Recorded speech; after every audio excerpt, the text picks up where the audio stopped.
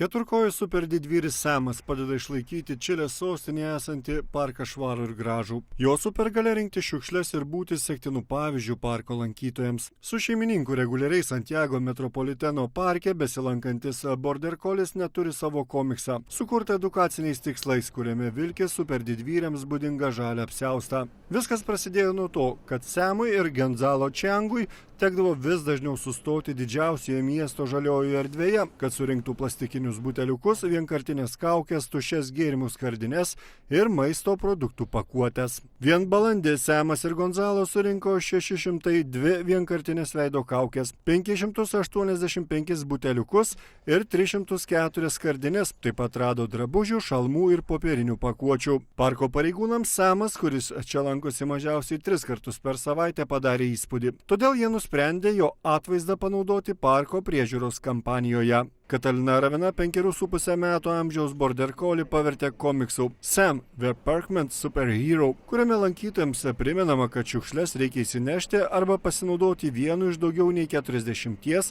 atliekų perdirbimo punktų esančių parke.